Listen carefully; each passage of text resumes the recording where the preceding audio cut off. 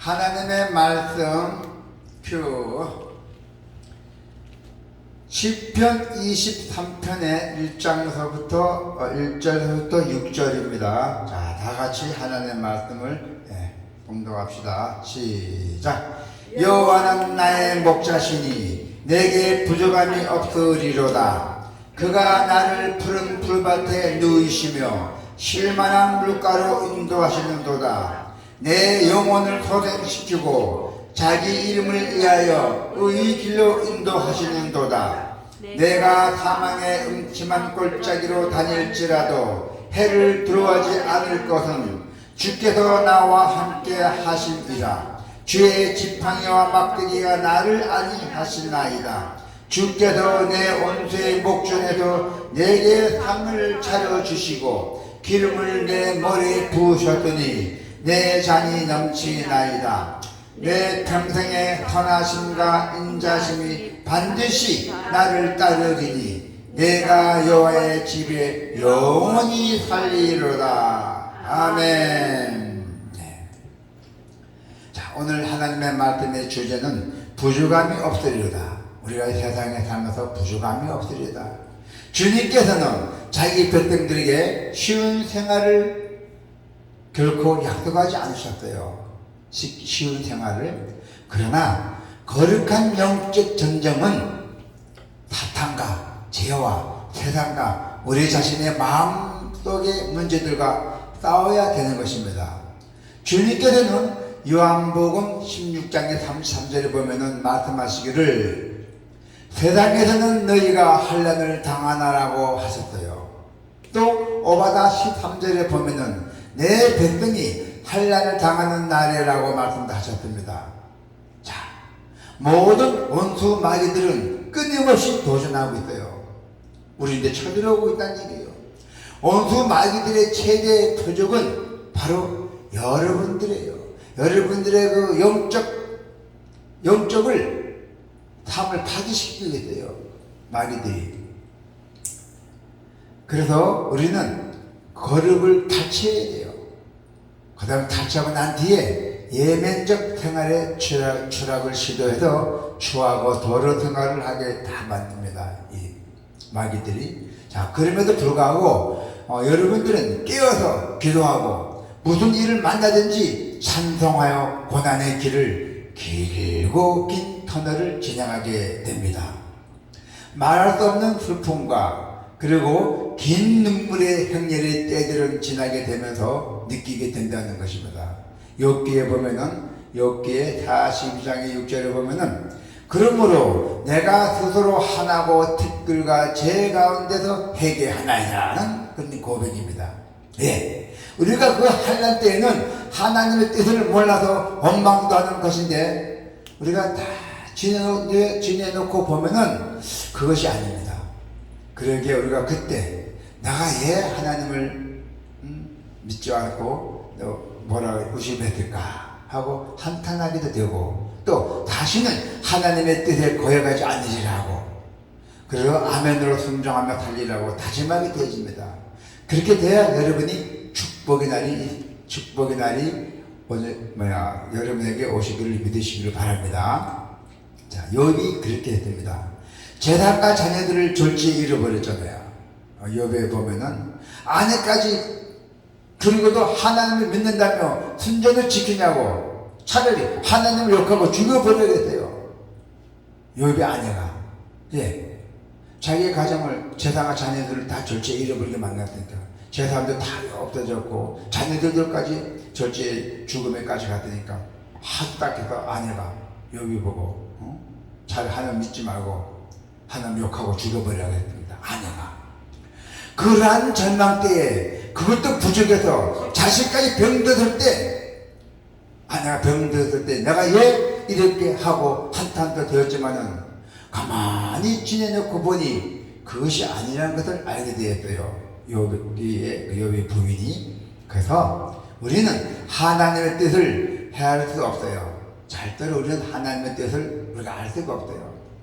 무시무시한 원수 앞에서 하나님께서 이러한 고통의 때를 그리고 두려움의 때를 나에게 주셨는지 이해가 되지 않습니다. 길고 먼 고통의 그 어두운 터널을 지날 때 이해할 수가 있죠. 또 이해할 수도 없습니다. 나가기 길고 긴 먼 고통의 어두운 터널을 지날 때에 이해할 수 없다는 얘기예요. 그러나 우리의 고통이 지난 후에 들어지는 고백은 뭐라 나와 있어요? 고백의 골짜기 보면은 음침한 기에 들어가지 않을 것은 주님께서 나타나 다닐지라도 해를 함께 하심이라 했어요. 해와 또한 주께서 내 원수의 목전에서 내게 상을 베푸시고 기름으로 내 머리에 바르셨더니 내 잔이 넘치니라라고 찬양했잖아요. 불품없는 것들입니다. 약닥도 빠지지 못합니다. 어리석고 제멋대로입니다. 그러나 바울의 고백처럼 만닥되지 못하여 태어난 자 같고, 만닥되지 못하여 태어난 자, 그거 보고 직접 동일하죠. 만물의 찌꺼기 같은 우리들이에요. 그러나 바울의 생활이 어땠어요? 그의 삶이 우리에게 뭐라고 말하며 또한 손과 마음을 동원하여 그 기록된 하나님의 말씀은 과연 어떠한지요? 하나님의 말씀은 1.1획도 변치 않고 이루어지는 하나님의 말씀은 우리에게 확정지어 준다는 것입니다. 고린도후서의 6장의 9절에서 10절에 보면은 무명한 자 같으나 유명한 자요, 죽은 자 같으나 보라 우리가 살고, 징계를 받는 자 같으나 죽음을 당하지 아니하고, 근심하는 자 같으나 항상 기뻐하고, 가난한 자 같으나 많은 사람을 부유하게 하고, 아무것도 없는 자 같으나 모든 것을 가진 자로다고 말씀하고 있습니다. 나와 하나님의 관계는 개인적이며 그리고 현재적이며 실제적이에요. 이러한 특별한 관계로 말미암아 양들의 생활은 세상의 부호와 세상의 성공, 그리고 마귀와 악하고 추한 것으로부터 세상의 분류와 성공적 삶을 살아갈 수 있다는 것입니다. 그러므로 오늘 우리의 고백이 뭡니까? 여호와는 나의 목자시니 내게 부족함이 없으리라는 것입니다. 오늘 주님의 말씀이, 여러분의 고백이 얼마나 좋습니까? 여호와는 나의 목자니까 내게 부족함 없으리라. 그 고백만 갖고 있어도 여러분은 큰 부자예요. 하나님의 양들은 부족함이 없다 했잖아요. 여러분 하나님의 양들이잖아요. 하나님의 양들은 가진 것이 없으나, 비록 내가 가진 것이 없으나 모든 것을 가진 자들이에요. 이제 이 두 가지를 나누어 생각해 보겠습니다. 첫 번째는 누가 부족함이 없는가? 두 번째는 어떻게 부족함이 없는가? 볼까요? 누가 부족함이 없는가? 첫 번째, 하나님의 말씀은 힘이 있어요. 성령이 있어요. 복이 있어요. 부유합니다. 놀랍습니다. 깊고도 아주 오묘하고 강한합니다. 하나님의 말씀이 1.1획도 변치 않으신 그 하나님의 말씀은, 나는 부족함이 없다는 이 말씀의 기초는 바로 주는 나의 목자라는 것입니다. 주는 여러분의 목자라는 것이에요. 어떠한 상황에서도 지켜주시는 자가 있다는 것이며 또 채워주시는 축복의 권원자가 있다는 것이에요. 누구예요? 그는 여호와이시에요. 여호와이시면 나의 목자라는 것입니다. 나는 누구입니까? 나는 여러분이 누구입니까?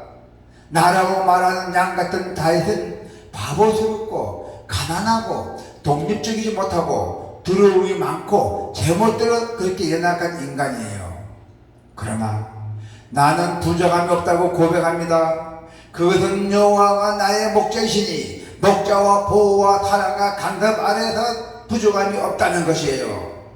내가 부족함이 없다는 것은 어디에도 기초합니까? 하나님이 목자이시기 때문에. 하나님이, 여러분 하나님의 자녀잖아. 하나님 아버지잖아. 아버지라 부르고 있잖아요. 복음서마다 저거죠. 아버지 부르시면 복이 있다고. 그러면 목자와 나의 관계는 어떠합니까? 하나님께서 말씀하시기를 고린도전서 13장의 13절에 보면은 믿음, 소망, 사랑, 이 세 가지는 항상 있을 것인데 그 중에서 제일이 뭐예요? 다 알잖아요. 그 중에 제일은 사랑이라고 했잖아요. 믿음, 소망, 사랑, 이 세 가지 중에 최고의 제일이 사랑이라고 하셨듯이, 또 요한 1대에 보면은, 요한 1대 4장의 8절에 보면은 하나님의 사랑이심이라고 하셨듯이 사랑이신 하나님께서 그 양들을 사랑하셨던 것입니다. 자, 우리는 사랑의 표시를 가지고 있습니다. 주님이 나를 사랑하여 주셨다는 그런 비밀을 가지고 있다는 것입니다. 사랑의 띠로 우리를 묶어 주셨잖아요. 어디로 가면 무엇하든지 부족함이 없다는 그 고백을 우리가 들을 수가 있어요. 자, 주님의 영광을 위해서 끊임없이 요구할 것이 있어요. 주님의 영광을 위해서 끊임없이 요구할 수. 시편 84편 2절에 보면은 내 영혼이 여호와의 궁종을 사모하며 새약하며 내 마음과 육체가 생존하는 하나님께 부르신나이다라고 고백했어요. 하나님의 양들은 진실한 마음으로 하나님을 신뢰하며 구하게 된다는 것이죠. 하나님의 영광과 사시는 하나님, 그리고 지배하시는 하나님을 찬양하기 위해서 진심으로 알게 된다는 것입니다. 언제까지 기도합니까, 여러분? 얼마나 길게 요구합니까? 하루, 한 달, 1년, 2년 아니라 하나님 앞에 설 때까지 우리는 기도로 구해야 돼요. 죽을 때까지. 결단코 포기하지 않습니다. 반드시 이루심을 믿기에 우리는 하나님께 영광을 돌리기 위해서 구하고 간구해야 된다는 것입니다. 우리에게 먹든지 마시든지 무엇을 하든지 하나님의 영광을 위하여 하라고 하셨듯이 우리의 삶의 목적도 하나님께 영광입니다. 할렐루야. 내가 못나고 내가 부족한 우리가 하나님의 영광을 위하여 기도할 수 있으므로 결코 부족함이 없어요. 오병 이어서 영광 돌리기를 원하시는 하나님께서는 하늘을 우러러 부르시는 그 주님의 기도를 들으시고 응답하셔서 영광을 받으시는 그 하나님이십니다. 할렐루야. 하나님 안에서 말할 수 없는 기쁨으로 구할 수 있는 자가 있어요. 자, 우리 신앙 고백에 보면은 사람이 제일 된 목적이 무엇이냐면은 이제 물었을 때 하나님을 영화롭게 하고 영원토록 그를 즐거워하는 것이라고 했대요. 시편 104편의 34절에 보면은 나는 여호와로 인하여 즐거워하리라고 말씀하셨대요. 나는 여호와로 인하여 즐거워라 하셨다는 것입니다. 주님께서도 또 요한복음 15장의 11절에 보니까 내가 이것을 너희에게 이름을 내 기쁨이 너희 안에 있어서 너희 기쁨을 충만하게 하람이라고 하셨잖아요.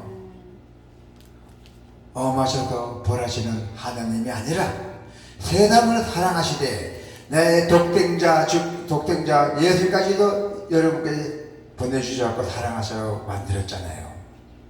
그러므로 이러한 사랑에 우리는 감격한 기쁨으로 살기에 부정함이 없어요. 여러분은 큰 축복받은 분입니다. 예수님을 만남으로 인하여 여러분은 큰 축복받은 분입니다. 그 크신 사랑의 근거에서 구할 수 있게 된다는 것이고 만왕의 왕께서 구할 수 있는 그 특권을 가진 삶이 부족할 수 있다고 상상이나 할 수 있겠습니까? 절대로 여러분은 부족함이 없습니다. 하나님만 믿는 것마다 얼마나 감사합니까? 할렐루야. 하나님께서 주시는 깊은 은혜와 감격으로 살아가고 있어요. 누구예요? 여러분들잖아요.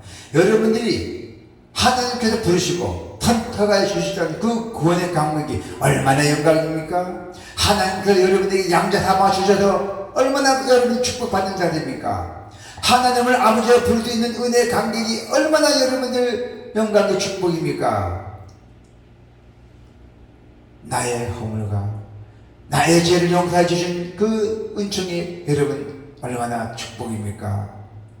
그래도 여전히 범죄하는 못난 것을 의롭다 하여 주시고 양자를 삼으셔서 축복의 상속자로 삼아준 그 은혜에 여러분 감격합니다. 연약한 나를 위하여 성령님을 보내주셔서 이루어주시고 격려해 주시는 그 은총이 감격해야 됩니다. 아직도 못나고 부족한 나를 거듭거듭 다듬어 주셔서 성하게 만드시고 거룩하게 주시는 은혜에 여러분 감격해야 된다는 것입니다. 하나님께 축복받아서 감격해야 된다는 것이에요. 범전 나를 버리지 않으시고 인내하시며 보존하셔서 축복의 자리까지 천국까지 견인하심에 대한 감격이 있잖아요. 할렐루야. 여러분 주님께서 인도하시고 보존하셔서 축복 자리까지도 천국까지 인도하신다잖아요. 견인하신다잖아요. 얼마나 여러분 축복 받으신 분입니까? 나의 부족한 기도와 섬김을 받아주신 은혜에 감격해야 됩니다. 이런 은혜와 감격으로 살아가는 여러분들에게는 부족함이 절대로 없다는 것을 잊지 마시기를 바랍니다. 아멘.